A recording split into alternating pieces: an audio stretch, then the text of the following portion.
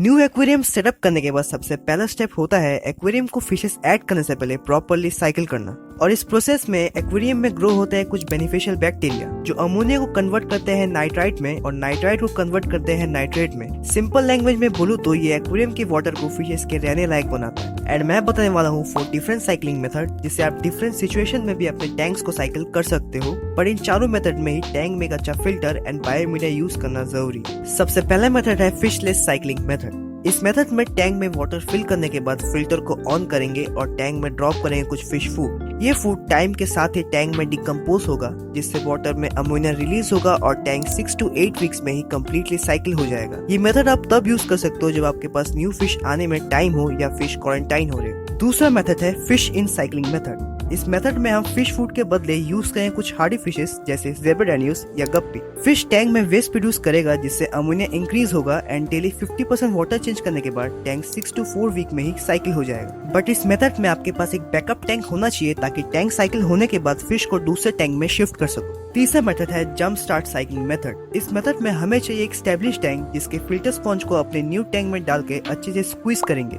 इससे establish tank के कुछ बेनिफिशियल बैक्टीरिया न्यू टैंक में भी ट्रांसफर हो जाएंगे एंड टैंक 2 वीक्स में कम्प्लीटली साइकिल हो जाएगा। लेकिन एक बात का ध्यान रखना, स्टैब्लिश टैंक में अगर कोई भी इन्फेक्शन या डिजीज हो तो वो आपके न्यू टैंक में भी ट्रांसफर हो जाएगा। चौथा है बैक्टीरियल बूस्टर साइकिलिंग मेथड। इस मेथड में हम यूज करते हैं कुछ बैक्टीरियल लिक्विड्स जो 7 to 14 डेज में ही आपका टैंक साइकिल हो जाता है। बट ये मेथड तभी यूजफुल है जब आपको इमरजेंसी सेटअप्स, ब्रीडिंग या फिर फिश बिजनेस करना हो। अब आप मुझे कमेंट्स में बताओ इन चारों मेथड्स में से आप कौन से मेथड्स यूज करने वाले हो और क्यों करने वाले हो। एंड मैं कौन से मेथड्स यूज करता हूँ जानने के लिए कमेंट्स चेक करो।